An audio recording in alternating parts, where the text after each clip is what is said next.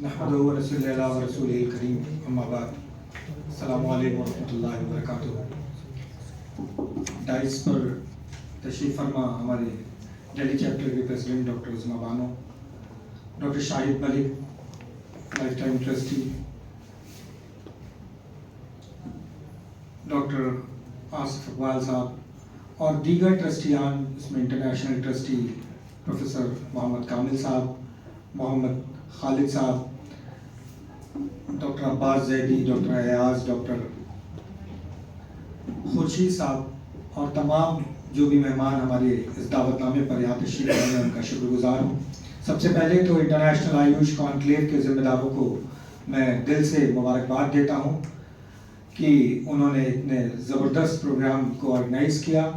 और जब हमने IUF की इस मीटिंग के लिए डॉक्टर नाजिश इत्तिशाम साहब से इजाज़त ली तो उन्होंने बहुत बड़े दिल का मुजाहरा करते हुए हमसे कहा कि यूनानी सिस्टम के लिए कोई भी काम आप करना चाहें आप हमारे प्लेटफॉर्म पे कर सकते हैं। मैं उसके लिए भी उनका शुक्रगुजार हूँ। बंद आँख से तो सभी ख्वाब देखते हैं। इंटरनेशनल यूनानी फोरम और उसके जिम्मेदारों और उसके ट्रस्टियों ने खुले आँख से ख्वाब देखा है। वो ख्वाब सिर्फ और सिर्फ यूनानी सिस्टम को अपने उस उरूज पर ले जाना है जो इसका हक है, और वो ख्वाब खुली आंखों से देखा हुआ ख्वाब बिना आपके कोलैबोरेशन के पूरा नहीं हो सकता। मकसद सिर्फ और सिर्फ यूनानी सिस्टम का फरोग है।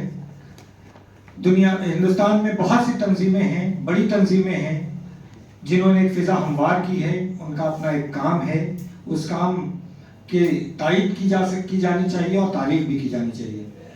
हम तालिब इल्म हैं, हमने जो चीज़ें फेस की हैं अपने तालिब इल्मी में, वो चीज़ें बच्चे फेस ना करें और कैसे यूनानी की तरफ रुझान उनका बढ़े, इस मकसद के लिए तंजीम बनाई गई। और ग्लोबली हम अपने आप को कैसे रिकॉग्नाइज करें। बिल्कुल जो 10 से 15 सालों में काम हमारे बड़ों ने किया है, जो एक फ़िज़ा हमवार की है, उसको फरामोश नहीं किया जा सकता। लेकिन अब ज़रूरत है बड़े इम्पैक्ट की। अल्हम्दुलिल्लाह इन 15 सालों में आज इस लेवल पर हम पहुंच गए हैं कि यूनानी तिब किसी तारुफ की मोहताज नहीं है। लेकिन फिर भी अभी G20 में का जिक्र आया। G20 में इंटरनेशनल यूनानी फोरम एक वाहिद तंजीम थी जिसमें IUF का एक प्रेजेंटेशन था और एक इलाज बिल तकबीर का डॉक्टर शाहिद मलिक साहब का प्रेजेंटेशन था। आपको ये सुनकर खुशी हो रही होगी, लेकिन मैं अपने दिल का दर्द बताऊं, इसके गवाह डॉक्टर शाहिद भी हैं, कि इस बात पर अफसोस भी होगा कि वहां जाने के बाद हमें इस बात का एहसास हुआ कि where we stand. Internationally 20 countries के लोग वहां मौजूद थे, लेकिन यूनानी को पूछने वाला कोई नहीं था। ठीक है, फॉर्मेट में हम थे, 2 लोग थे, गए लेक्चर दिया, लेकिन लेक्चर्स के बाद इस बात का भी एहसास हुआ कि दूसरी पैथ के लोगों ने आकर डॉक्टर शाहिद मलिक को और हम लोगों को पकड़ना शुरू किया कि क्या हम इंटीग्रेशन पर बात नहीं कर सकते। उसमें होम्योपैथ के लोग भी शामिल थे, सिद्धा के भी लोग शामिल थे। तो चीजें एक्सप्लोर करने पर पता लगी कि हाँ साहब एक तकलीफ है। और अभी गाइडेंस की बात आई कि किस तरह से हमारे बच्चों को गाइड किया जा सकता है, चाहे वो हमारे फार्मा के बच्चे हों, चाहे वो BMS किए हुए बच्चे हों, चाहे MD के बच्चे हों। अभी नवंबर में हमने एक प्रोग्राम किया जिसमें आयुष मिनिस्टर उत्तर प्रदेश गवर्नमेंट दयाशंकर दयालू जी मौजूद थे। तो उनके हाथों हम लोगों ने एक IUF Azizi career and guidance cell का इनॉग्रेशन किया, जो हमारी वेबसाइट पर अपडेट हो जाएगा 1-2 दिन में। उसका मकसद सिर्फ ये था कि हम बच्चों को किस तरह से एक ब्रिज का काम कर दें, और हम बच्चे हमसे किसी भी तरह से, चाहे वो फार्मा कंपनी डालने का मसला हो, चाहे उनकी BMS की अंडर ग्रेजुएट्स का मसला हो, चाहे वो PG की तैयारियों का मसला हो, या और भी दीगर क्या मसाइल आ सकते हैं यूनानी के लिए, तो हमने उसके लिए एक खानदान अजीजी का एक नाम, बहुत मारूफ नाम, हकीम अब्दुल अजीज साहब के नाम पर IUF Azizi career and guidance cell बनाया। हम आपसे भी दरख्वास्त करेंगे कि जो लोग हमसे रुजू करना चाहें उस गाइडेंस में, हम उसके एक्सपर्टी नहीं होंगे तो हम उनको एक्सपर्टीज तक टाई अप करा देंगे ताकि वो डायरेक्ट उनसे हम एक ब्रिज का काम करेंगे। ये चीज़ हमने डेवलप की थी, तो मैंने सोचा कि अभी बात आई है कैरियर एंड गाइडेंस पर, उस पर बात कर लें। बस आज का इस प्रोग्राम का मकसद सिर्फ था कि हम कैसे एक रोड मैप बनाएं, क्या प्लानिंग कर सकते हैं। लेकिन ये आज का दिन बहुत हैक्टिक था, जाहिर सी बात है मेहमानों को जिम्मेदारान बिजी थे, तो बहुत مؤثر چیزیں آ گئی ہیں سامنے، لیکن میں درخواست کروں گا کہ اگر آپ کے ذہن میں آگے بھی کوئی بات رہتی ہے تو آپ فوراً، چاہے وہ ڈیلی چیپٹر، چاہے ہم سے یا کسی بھی ٹرسٹی سے تک آپ اپنا پروپوزل پہنچائیں. اور ہمیں پرابلمس بتانے سے اچھا ہے کہ ہمیں کچھ یہ بتائیں کہ ہم کریں کیسے، کیونکہ ہم سیکھیں گے آپ سے. آپ بڑے ہیں میرے، تو آپ اکیڈمکس کے لوگ ہیں، ہم وہ کام نہیں کر سکتے جو کام آپ کر سکتے ہیں. تو میں بہت مؤدبانہ گزارش کر رہا ہوں کہ آپ لوگوں سے کہ ایک پرپوزل بنا کر ہمیں دیں کہ ہم نے کوئز کمپٹیشن کیا.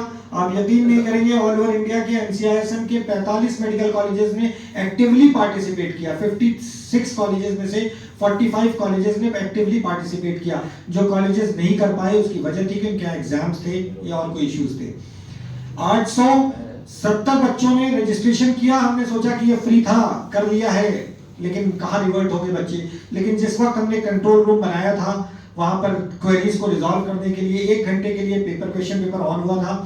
تو جس وقت وہاں اٹینڈنس دیکھی ہم لوگوں نے، تو ہم لوگ بالکل تعجب کی بات تھی میرے لیے کہ 670 رجسٹریشن آن لائن لوگ موجود تھے جو کوئز دے رہے تھے. اس سے یہ اندازہ ہوا کہ لوگوں کے اندر پیاس بہت ہے. اور بہت سی باتیں آئیں کہ آپ نے آن لائن کر دیا، لوگ نقل مار لیں گے. کوئی بات نہیں، نقل کر لیں، بڑوں سے پوچھ لیں، گوگل کر لیں، پڑھیں گے تو یونانی. مقصد صرف یہ تھا. ہم اس کو اور ریفائن کریں گے انشاءاللہ. وہ ایک ٹائمر بیس ماڈیول تھا، اس میں کویشچنز رکھے گئے تھے. آیوش سے بھی کچھ کویشچنز تھے، الگ الگ سیلیبس پہلے بتا دیا گیا تھا کہ ہم ان سبجیکٹ سے پوچھیں گے. اور الحمدللہ ایک سیٹ مارک رکھا گیا تھا. اس کے بعد ٹائی، اس میں بہت سے بچوں میں ٹائی ہوا ہے. ایک الگ ٹیم بیٹھی، اس نے بڑی محنت کی کہ کیسے اس میں نکالیں گے ہم اپنے اسکالرشپ میرٹس کو. لیکن خیر الحمدللہ ہم نے کیا. اور آیوش منسٹر اتر پردیش نے ان بچوں کو ایوارڈ دیا، جس میں ساؤتھ کے بہت سے اسٹوڈنٹس تھے، بھوپال کے اسٹوڈنٹ بھی اس ٹاپ 10 کی لسٹ میں تھے. جزاکم اللہ خیر. میں آخری میں اپنی بات کنکلوڈ کرتے ہوئے اپنے سینئرز اور ڈیئر فرینڈ سے کہنا چاہوں گا کہ as we have drawn the curtain on the enlightening and interactive session on the roadmap of awareness activities between Unani Medicos organized by International Unani Forum, I am filled with profound sense, gratitude and inspiration. Today we remark the journey of collaboration, sharing insight and charting the path of fostering and awareness among the Unani Medicos. Throughout the course of our discussion, we have witnessed a remarkable exchange of ideas, experiences and best practices. From exploring innovative educational programs to a brainstorming strategies for a community engagement, each contributions have enriched our understanding and underscored the collective commitments to the advancement of Unani system of medicine. Our dialogue today reaffirms that awareness is not merely a destination but a continuous journey. The journey that requires a sustained effort, collective action and unwearying dedication. It is incumbent upon and as a stakeholder in our Unani system of medicine to harness the power of collaboration, our collective expertise to amplify our message to reach a wider audience. We depart from this session, let us carry the spirit of collaboration and commitment that has permeated our discussion. Let us pledge to implement the insight gained today in our respective sphere of influence, whether it to be through educational initiative, community outreach program and advocacy efforts. I extend my heartfelt gratitude to the participants of this event for their vision, foresight and meticulous planning. As we part away, let us carry forward the moment generated by the today's discussion and remark our respective journey and renewed vigor and determination. Let us continue to pave the way for the brighter and healthier future through the Unani system of medicine. Jazakumullahu khair.